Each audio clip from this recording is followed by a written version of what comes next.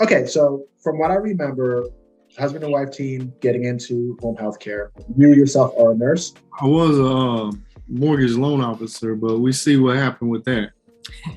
And what do you currently do? I do this full time now. I'm all in. As a mortgage loan officer, what skills do you think you picked up in that profession? Definitely sales, because I was on the phone talking to people, converting them from whatever, because they called in. I was in refinance. They called in for whatever issue they had, right? You know, I didn't get my statement. What's this? Whatever questions they might have had. And my job was to answer that, but also have a conversation and get you moving into a refinance direction. So I had to know when to pivot and how to pivot. Okay. And then did you get to learn anything about how they actually got those refinance leads in to actually become inbound phone calls, or you weren't kind of given that access? So they were already customers. They already had mortgages. When they called in, very few called in about wanting to refinance. Maybe 10% of the calls. Let's say I took 12 to 15 calls. So you get maybe one or two actually want to refinance. The rest of the calls were about, what's my payoff amount? I didn't make my payment. Why did I get charged a fee for this or a late fee for that? Just stuff that had nothing to do with refinance. Okay. And so they were already customers. You know how you get your statement, you might have an issue with something or curious about something, you call in. So I would take the phone call as a customer service rep. My job was to help you with that. At the same time, get you moving in that direction I want you to move in so I can make some money. Right. Do you feel like there are or were any systems that you can copy and replicate and bring to the current company? And what do you think those are? That's a tough question with this, because this part of this business is sales. It's more like upselling, if you will. The thing that I would encourage you to do, not necessarily in this call, but take some time to really think through what systems you were following, right? Because you took the job, they trained you, right? And what did they train you to do? Trained you to service first and then upsell second.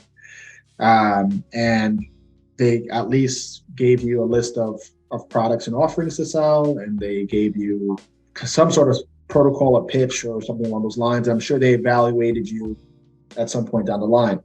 So I would try to look at those systems that were in place there, that were part of your day-to-day, and redesign them so that those proven systems can somehow be applied to your home care business. And this is something that I encourage to anybody who's starting a home care agency. When you're starting a home care agency, what you want to do is use all your work experience, regardless if you were in healthcare or not, because all businesses have gone through the trials and tribulations of getting started, growing, and sustaining their businesses. And through trial and error, they've devised strategies on how to keep their business up and running.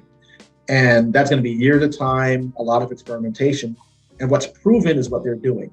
So by you just copying what you learned at McDonald's, what you learned in the bank, what you learned working for Amazon, whatever, you're able to take that and kind of morph it and shape it to your home care business. Absolutely. And that's why it's important. Like, you look at that work experience and look at the systems that they used. How were the calls coming in? What phone systems did they use? Were they timing the phone calls? Were there little prompts?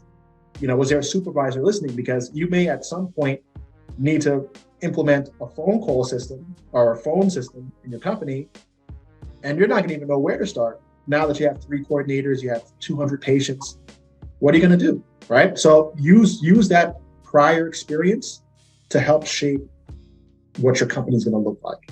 And it's free game that you got from your previous employer. And that's why I'm asking, like, what do you feel that you can bring? That's good. I know with the real estate, I actually was just looking at someone on like YouTube that compared, buyers and sellers market versus employers and caregivers market. And it really like brought that home for me, because it's like you said, it was like I could literally use what I learned in real estate and apply that to this business, because it's so many similarities to go after clients, to follow up with them. It's crazy how similar it is. It's all the same. It absolutely is. Everything is the same. It's very basic. Right. There's not too much rocket science to what we're doing. There's Right. tools that you can use that can make your work easier, yeah, but it's a pretty straightforward business. So tell me, where are you guys right now? Where are you located again? Because I think it was Arizona, but I don't remember. Where are you located physically, and what stage are you in your home care company? So we're in Mesa, Arizona. Okay. I'm pretty sure you've been out here before. No, actually, I've avoided Phoenix for some reason. I think I want to go down. One of my best friends lives out there. I just have never made my way on over to Phoenix. Don't come in the summer. That's all. I mean, we're about 20 minutes from Phoenix. We're in Mesa, Arizona. Mesa is an older city compared to all the newer cities, Gilbert, Chandler, Queen Creek. So the population is a lot older in our city, and it's the second biggest city next to Phoenix. It's an unregulated state. But here's the thing, we're in the stage of, what did I do? I just posted jobs for CNA, for caregivers and companions and CNAs. Okay. I spent all day, I posted 3 jobs. I posted on 3 different sites. Okay. And I was figuring out how to do it for free, stay lean, and we're at that point where basically we got a couple small things to do, but we're at that point where we have to get caregivers information. And I feel like if I can get 10 by the end of the month and then go after clients, half of those people might not answer. So I'll have possibly 5 to 6. And so that's the stage we're at, and kind of getting my bookkeeping is really what I want to get finished by the end of the week, getting my bookkeeping together and set up, because that's one of my that's what I went to school for, accounting. Okay. I'm trying to get that skill set too. So you're comfortable with QuickBooks? Yeah, I understand the accounting equation. I do feel comfortable with QuickBooks. I haven't used it in years. So that's one of the roles. So you're going to be playing from a sales service perspective, and you're focused on the financials. That's the role that you're playing. I wouldn't say sales. I would say strategy. I would put her in the front for sales because her title holds weight, in my opinion, when I put her in these positions and put her in the hospital, and put her in nursing home. Financials. Okay. She could talk that talk with them, that lingo, with her RN tag and position. My job is just strategize and build her up, her confidence up, and just find out their needs and then show them what we offer. Okay, so right now, just to be clear, you're focusing on non-skilled? Correct. Okay. And Arizona, excuse me? Because it's unregulated state. Yeah, so unregulated, non-skilled, you have no license. What if you do want to provide skilled services? What do you have to do? Oh, well, we have to get a license. So we were going to save our money up and then get licensed for home health. Okay, so let me just kind of go back and kind of break this out. You have companion care, which is hands-off, purely companion. Right. Then you have non-skilled home care, which will be activities of daily living and touching, bathing, medication reminders, that sort of thing. So you're able to go as far as home care services without a license. Once you're skilled, then a license is required, or there's still no license. Yeah, it is. Correct. Okay, because in Michigan, for instance, there is 0 license. Skilled, non-skilled, it doesn't matter. You still have to get accredited and get approved by Medicare, but there isn't a license precursor for that. But in Arizona, there's a license precursor for skilled. Yes. I believe so. Yes. No, there is. Yeah. Okay, so I just wanted to be clear on that and know how unregulated or how deregulated it is. Okay, so you want to use non-skilled to get your footing, get some recurring revenue, get kind of familiar with the space, build up your cash reserves, and then go the licensed route. Yes, sir. Okay.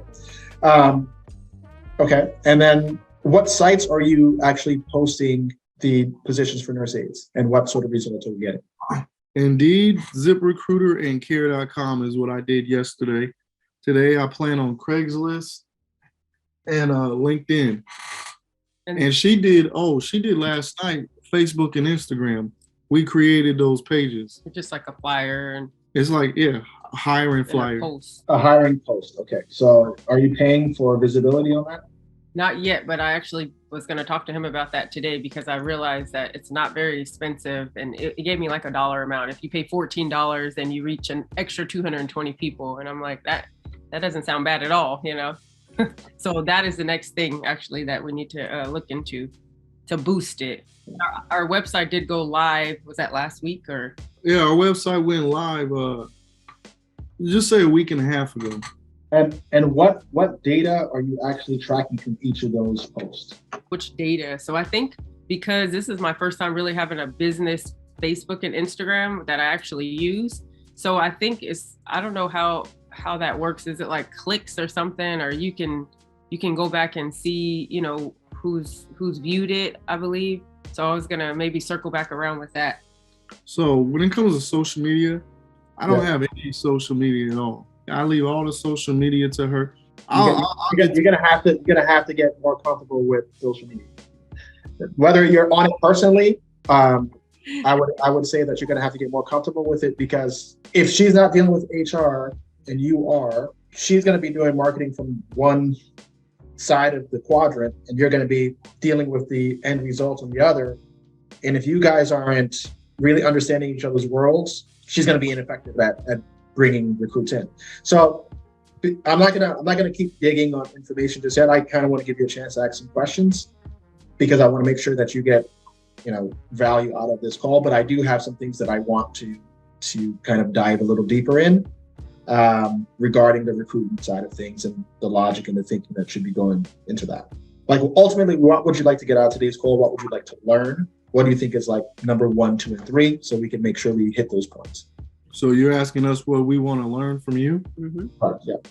Honestly, I think I wanted to learn a little bit more about the last call that we had. You were saying how nurse staffing, or, you know, staffing is 20% of 100% of this job. I think I just said that wrong. Correct, yeah. But I thought that was very intriguing, and that is something like we talked about before and even brought up recently, just because we're seeing that, you know, staffing is a huge issue, you know, being a home care agency now, in the hospital, of course, that as well.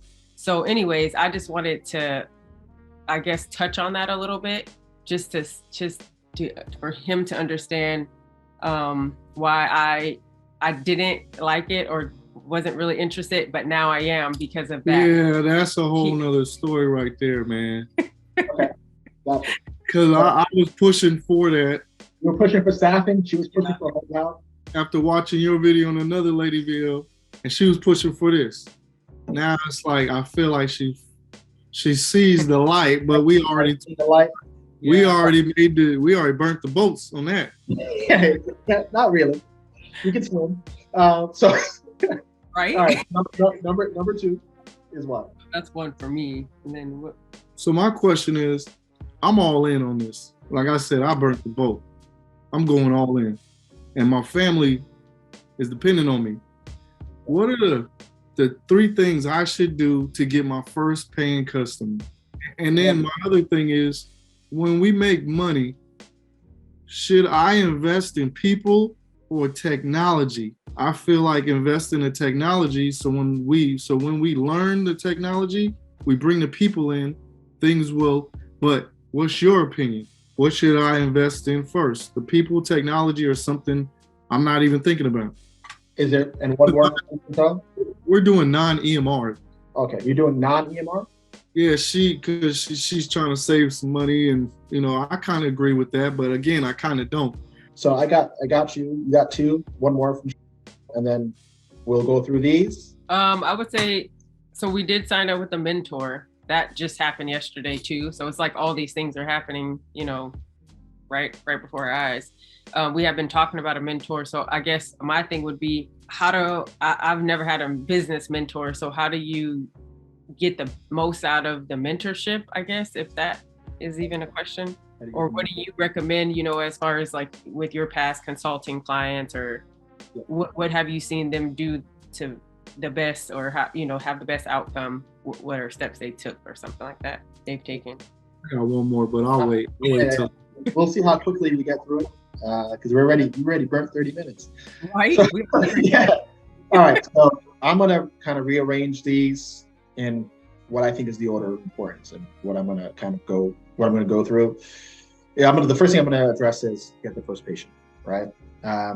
You're in this business, and this is something that a lot of business founders somehow miss, right?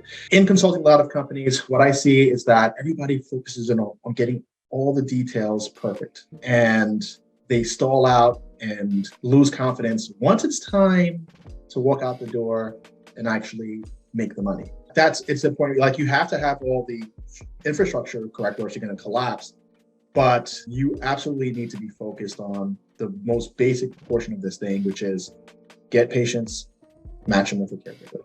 Okay. If you can't do that effectively, you have no business. So to get your first patient, I think you need to think of it in about 3 different categories. You have your self-pay category, you have your insured category, and then you have your government kind of paid category. Okay. You need to know how each of those different patient markets work. For example, the self-pay audience is going to be typically a little higher net worth. They have the disposable cash to spend $25 to $30 an hour for a caregiver to be in their home.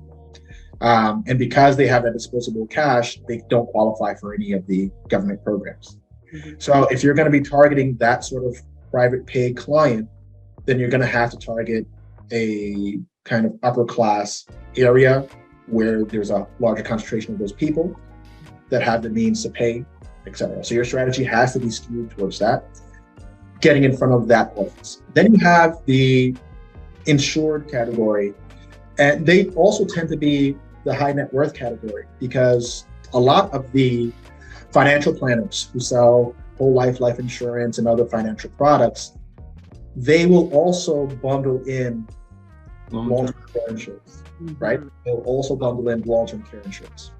And people will buy these products not really paying attention to, okay, $100 gets earmarked for long-term care insurance, because that's only like 10% or 5% of the monthly contribution that they've been making, okay? So when they now have that life-changing event where they require home care, they remember, oh my God, I got this long-term care insurance that was supposedly going to pay out $2,000 a week for my services indefinitely. They activate it. So they tend to be high net worth people who have that because they had enough disposable cash to have financial planning and to be able to part with it. But they know that they're going to take advantage of that for whatever the $2,000 affords them, or the $1,000 affords them. And they may have needs greater than that. So they'll buy in using part of their insurance and then out-of-pocket expense to get the coverage that they need. Right. Okay, so that's the second category. And of course, to get in front of them, you need to make sure that you're in contact with elder care attorneys, the people who are doing the plannings, the activations, the people who are selling the products, because usually what happens is it's those people who got them enrolled into the product in the first place. So when they need to use it, they go back to them and say, hey, I need to use the insurance. What do I do? Mm-hmm. And they're going to give them a phone number, and that's it, right? And they're going to say, well, do you know any agencies I could go to? And then they're like, I don't know, I sell products. I'm not home care. So those are people that you're going to want to develop relationships with, because they're going to get that first phone call from family or from the actual beneficiary to say, I need to use this. What do I do? Okay, they're gonna be consulted for help. So you want to make sure that you have the relationships with those professionals who are going to have that conversation, a few times a month, because it's time. Right. So have the relationship with the manager? No, the people. Elder care attorneys. Right. Okay. The financial planners who are selling the products. Okay. Right? The people, the servicers or the service providers for that population. Okay. Okay. Because they're gonna be the one. That's where the relationship exists. They're gonna be the first one to get the call. Right. Okay. Because they want to know the details of They want to know the details of their plan. What did I have? My mom, remember, she signed up for this and she told me about it. You're the family attorney. You planned the will, you planned the estate. So you have the answers. And it's like, oh yeah, they have this insurance, but that's maybe as far as it goes with them. Right. Right. But now if they have that person asking them, well, what agency do I go to? Who takes the insurance? Mm-hmm. They're going to circle back to That's So if you become their provider, their reference point, the person that they check in with whenever somebody's asking them, because they don't want to just say, I don't know, right? They want to have a solution. So you're going to want to develop those relationships. And that takes time. Mm-hmm. And that's not going to be an immediate thing. The third category, which are those government paid patients. I'm not sure how it is in Arizona, but you're going to have your Medicaid, state Medicaid program that's going to pay for people who are disabled, people who are sometimes behavioral health, sometimes it's long-term care. Sometimes it's direct through Medicaid and through the state agencies. Sometimes there's intermediaries. So no different than you have like the Medicare Advantage plans. Are you familiar with how they work? Not really. I did sign up for Medicare last week. Excuse me? I did sign up for Medicare last week. You signed up for Medicare? Medicaid. I did the application. Gotcha. So Medicaid is state, Medicare is federal, right? Yeah. And Medicare covers kind of short-term acute needs, and Medicaid will cover long-term services. Signing up for Medicaid is the right thing for your business because you're thinking about long-term home care. Okay. Right. So the Medicare Advantage plans, they can be operated by Cigna, Blue Cross Blue Shield, Aetna, all of the private insurance companies. What those organizations do is they contract with the government so that the government is paying the premium for the insurance and they manage the healthcare services. Okay. It's no different in the Medicaid long-term care world. So one thing that you absolutely need to do is check into how is it in Arizona. Is it Medicaid direct, where you have to kind of work directly with the state agency and your local Medicaid office to be able to service those clients? Or is there an intermediary? They're usually called Medicaid Managed Long-Term Care. Just Google that, Medicaid Managed Long-Term Care, Arizona, and see if that exists or what the programs are. Contact the Medicaid office and again, ask them like, hey, if I had long-term home care needs, what covers that? What plan covers that? And they're going to tell you, because then you're going to learn who the actual manager of the services are. But when there is managed long-term care in place, it's the same as the Medicare Advantage plans, except they're contracting with Medicaid office. So Medicaid might be paying them $3,000, $4,000 a month to manage the life of whoever qualifies. And those plans are responsible for assigning how many hours of service they get, and they need service providers. So you're going to want to get in network with those plans so that you could service their clients. Got it. So if you know, and another thing that you need to know with that world is that you need to know what their enrollment process is. Because in the market that I'm in, New York, the enrollment process is the patient first needs to be Medicaid eligible, register for Medicaid, get an assessment to determine that there is a long-term care need there, and then they can enroll into the long-term care plan. Okay. The long-term care plans have limitations on how they can market to the public. Right. So they depend on the agencies to do the marketing work to find them the patients that can enroll on their plan. Wow. Because for every patient that's on their plan, they get a check from the government. So it's like they work backwards almost, or they have you do Exactly. Right. You have you do the field work, Right. but you bring that patient to them, you service that patient. So if you know this is the system, it's less than, in New York, it's $825 is the income threshold. Okay. In most other states, it's higher, right? New York is $825. Wow. So you say, okay, where do I find these people, right? So the low income neighborhoods, the food pantries, the churches, okay, the reservations. And the indigenous population, the Indian population in the U.S., they have their own coverage, and they often are underserved, and you can service them too. That's another audience. Concerning Arizona, I'm pretty sure there are some reservations nearby. Absolutely. They have their own coverage, and they have their own needs, and they're almost a forgotten audience. So that's definitely an audience you could tap into. I heard that before. Mhm. Yeah. So now, once you understand what the enrollment criteria is, then you can devise a strategy around it, right? You got to target those people who have the long-term need. Usually it covers their caregiver. It sometimes covers their transportation to their medical appointments, but it covers adult daycare. Sometimes it covers Meals on Wheels. So you're able to say, hey, look, you get 2 meals a day, adult daycare services, a home attendant or home care worker, transportation to your doctor's appointments, just by enrolling. And you didn't know that this was a service that you could enroll for, right? Now you gain their trust, you handle the paperwork, or you do the paperwork with them, you bring them to the plan enrolls them, you service that client. And the more that you are bringing clients to the plan, the more the plan is going to take care of you. Nice. Right? And then you also start to build a relationship with the caregivers and the case managers, and they're going to have patients who enrolled on their own who don't have an agency, and they need to place them. Because if they're receiving a payment for them, they need to be receiving services. That's right. Okay. So since you are a feeder, they feed you back as well with other patients that you didn't provide.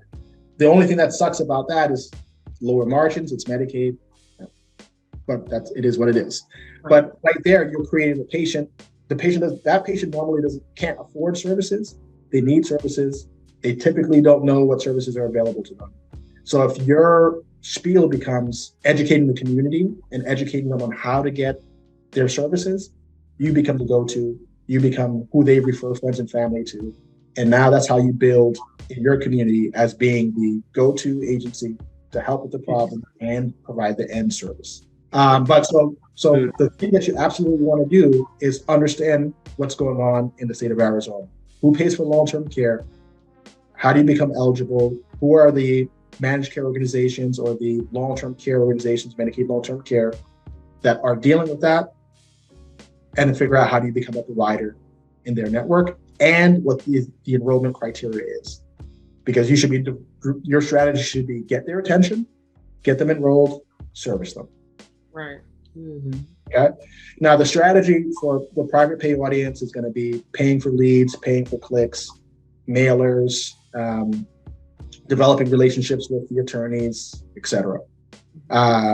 Different ballgame, right? So both have their benefits. I think in the private pay world, you make more money. It's better margins, because in Medicaid you're talking about 10 to 15% margins typically.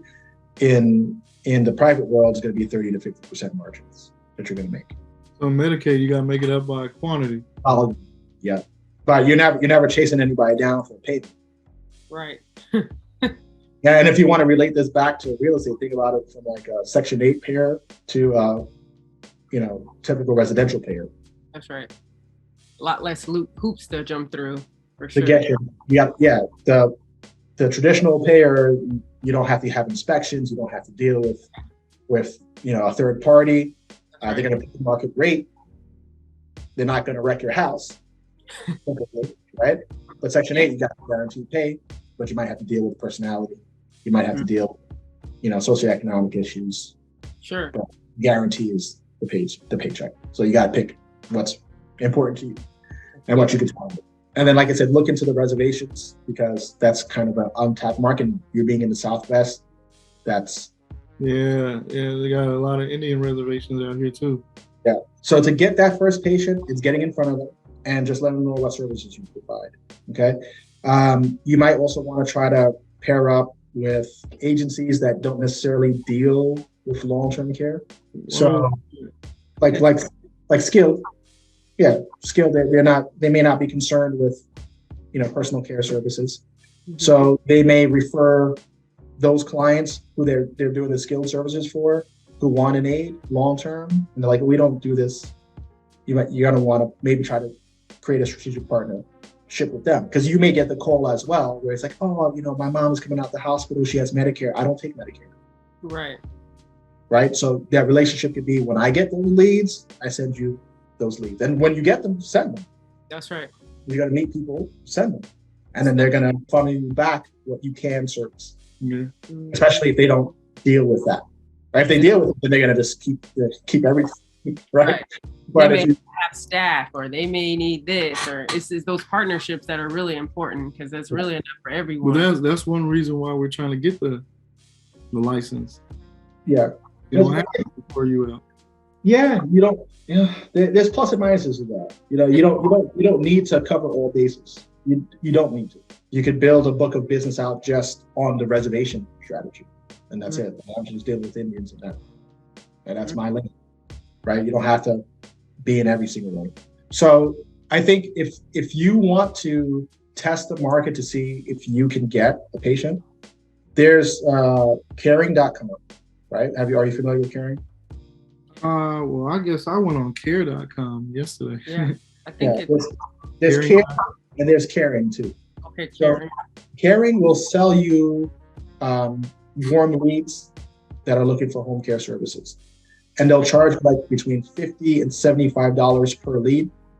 But what they do, and think about, and this is a pretty good strategy, but they do all the marketing as being a senior care service. Okay. So the Google ads, blogging, being visible. And people come to them and I need a caregiver. And what's your state? What's your situation? They get their name, phone number, etc. And then they turn around and they sell that lead to 10 agencies, all for $75. So they might be paying $75 or $100 for a warm lead, but they're turning that into $700 of revenue. And then the agency has to respond and sell their services to that person. So it's kind of first yeah, it's a catapult, but it will convert. Yep. And you might think, all right, I paid $2,000 before I got my first patient. Right? So you're like, wow, that's a lot of money. I don't think this is worth it. One thing that most owners don't know is their lifetime value of a client. And they don't know how much they're going to make on their average client because they don't know how long they treat their average client. They can't determine a lifetime value. But if you're able to determine a value on a patient, in my industry, in like the state of New York, it's $8,000 to $15,000 typically is the lifetime value of a patient. How long is that? That's going to be about a 5-year life. 5 years, assuming an average of 30 hours a week. Okay. Right. So depending on the payer source, et cetera. So the value of that client is $8,000 to $15,000. Yep. Right? So if you're paying $2,000 to attract that client, then it's worth it. Absolutely. Right. If you're paying even less than that, better. Right. But if you don't know that, then you're like, oh man, I'm spending $600 a month on this service and I've got nothing, or I got one patient in 3 months. All right, you paid $1,800 to attract that patient, but that patient's worth $8,000 to $15,000 to you, right? So you need to know those numbers to know. And the same thing on the recruiting side. What is the value of a home health aide in your company, right? Because the average home health aide stays with your company for 18 months, works 40 hours a week. You make $3 an hour on them, so that's $120 times 18 months, or $120 times 4 times 18. One hire is worth this much to me from that perspective, right? So if you know those things, then you know exactly how much you can invest in an ad campaign, how much you can invest in a lead, and be able to determine, is this worth it for me or not? And a lot of people completely miss that. They just turn the wheels, and if they feel like they spent too much, then they change their mind and they stop on a winning strategy. Right. Yep. Right? So I would recommend that to test the private market, go with Caring. They'll tell you, okay, try it for 6 months. The only thing that's critical, and this is what I would do strategically, make sure you answer that call immediately. Because once they share that lead, it's shared with everybody. Right. And then their phone is going to start ringing. You're going to be on, if you're the first one, they're going to get called back to back to back. And I'm like, why is all these agencies calling me? I went to caring.com, right? Yep. So the thing that you need to say is, hi, did you reach out looking for a caregiver through caring.com? Yeah. Well, my name is, and I'm here to help in this way. Because if you start referring to who your agency is. They never reach out to your agency. So that seems weird to them. That's right. And then once they start getting bombarded with the other calls, then they get turned off. Yep. So you want to be the first call. You want to make sure you reference caring.com.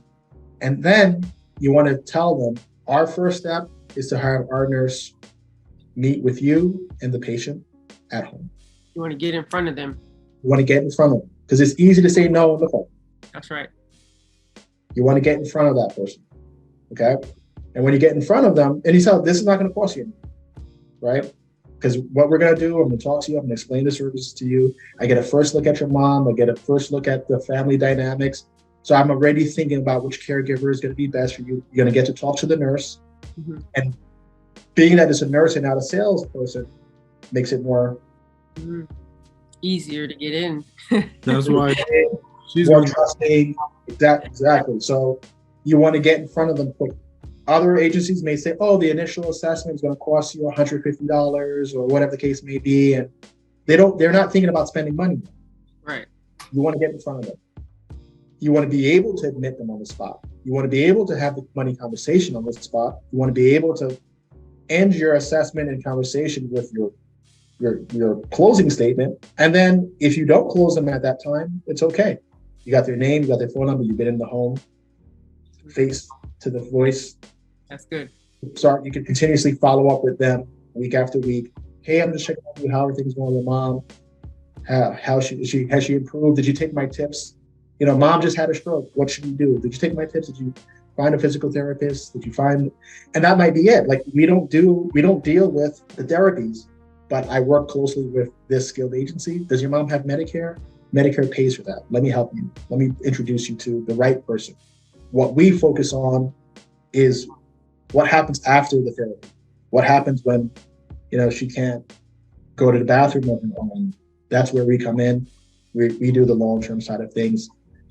Not covered by Medicare. This is a self-pay scenario. At that point, we can't afford it. Well, how much does she make? Because we could get her enrolled into the long-term care program. That's right. So you become the source of information and the go-to person, regardless of what's happening to that person. By just getting in front of them. And then if they have the ability to pay, then you close them.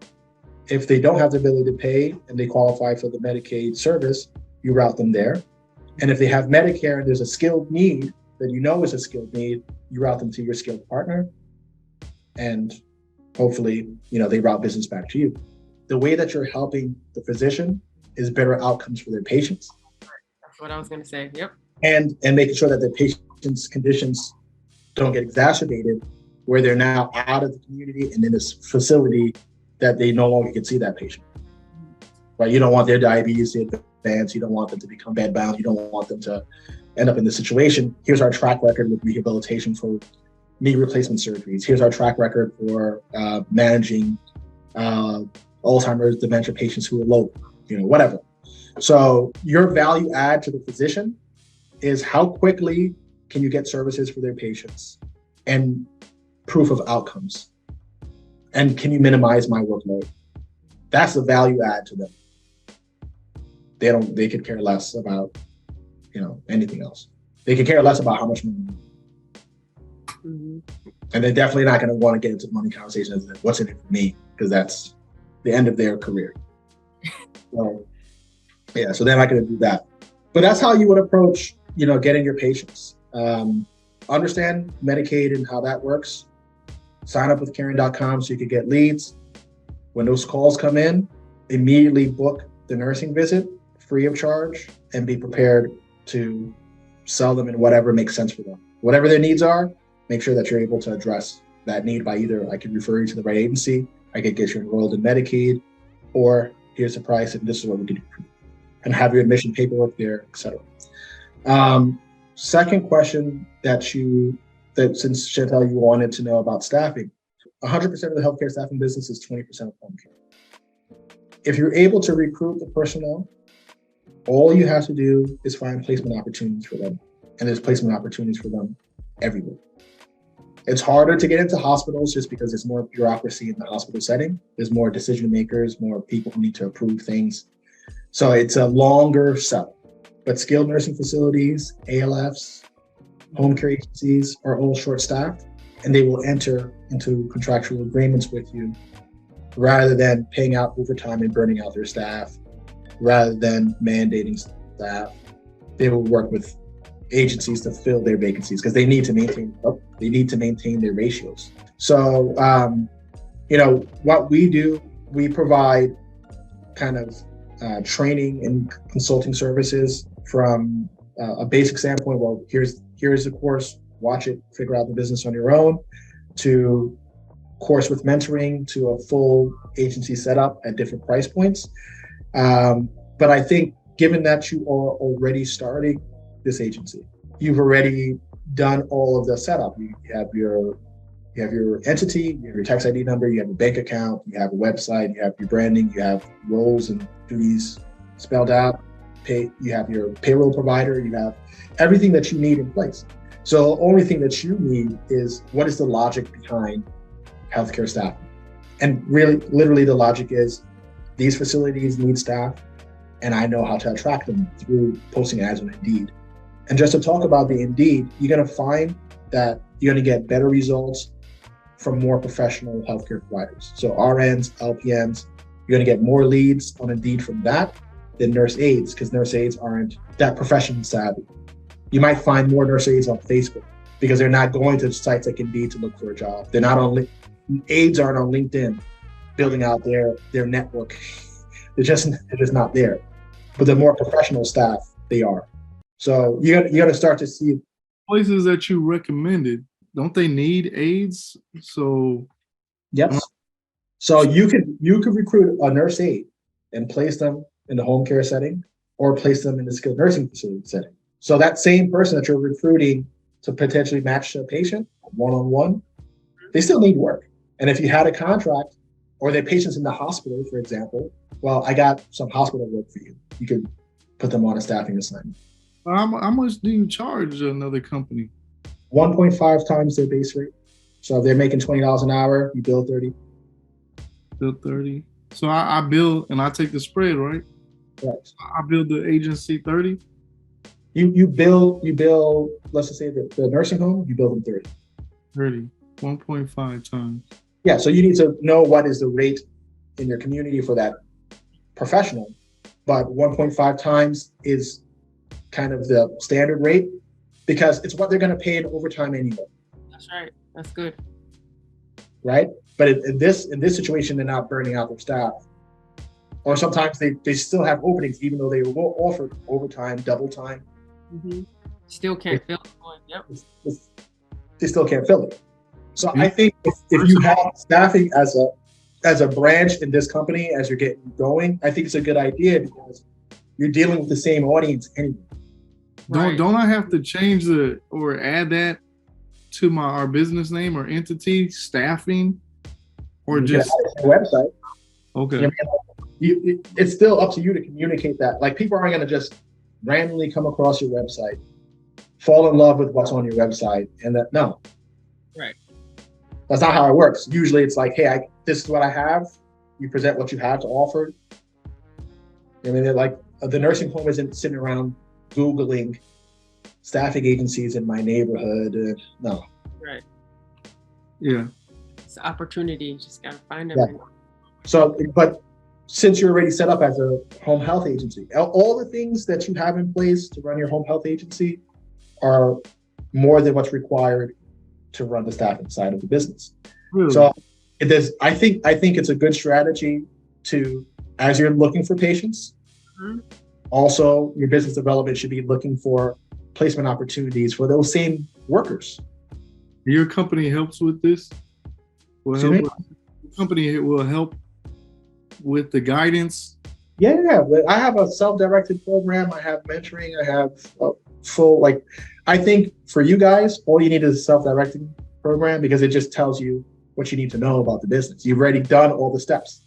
You've already created that, right? Mm-hmm. So that's what I would advise. Or you could go the premium route, because we do monthly sessions and one-on-one sessions. And we give you a staffing contract. We give you spreadsheets for you to calculate rates and that sort of thing.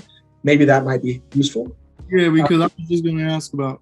All right, like we got to go to a lawyer and get a contract, or Yeah, well, you can, but policies and procedures or something, or now they're under their care. They're operating like, the policy and procedures and regulatory oversight is the facility's responsibility. Just like if you were to contract an agency to service you, you're the one who's responsible for that personnel record to make sure it's complete, that they've been background checked, right? They're able to provide that paperwork, but you already know how to screen for an applicant. You know what should be in an employee file. I think you guys are in a good position to add that. I wouldn't just say abandon home care and go for that. No, because you could be working closely with a nursing facility that has a rehab unit, and those patients leaving the rehab unit might need home care services, but you're in bed with them completely. That becomes one of your referral sources. So it's like. So are you telling do it at the same time? Yeah. Like we ain't even got a patient yet. Well, you're gonna still be making phone calls outbound, right? So you get to your 10 nurses, right? Your 10 CNAs, they're gonna be like, "Where's the work?" Right. And then all the effort to onboard them, whoever gives them a job first, they're gonna go work for it. So you got to do all that onboarding and have no place to place them, right? So you might as well have. I'm just gonna collect information. It's like the recruiter part of it, and then once you do the recruitment, then you sit down and have that, formal. Once interview. I get patients, then I was gonna start actually hiring them. But you want to when that patient's calling every day, can I have an aide? Yep, that's true. We'll send her out. Exactly. Then she's doing aide work. Right. When you're working a shift at one of the skilled nursing facilities you have a contract with, at $75 or $100 an hour. Why would she be servicing a patient for, $4 an hour spread? Doesn't make any sense. So I think if you look at it the right way, like the thing is with home care, you have to play the chicken egg game at the same time. You have to build your roster while hunting for patients. And if there's an imbalance in your roster and patients, you're gonna have upset customers, right? Your patients, your aides or your workers going to be like, I got no work, and they're going to move on to another agency who could employ them.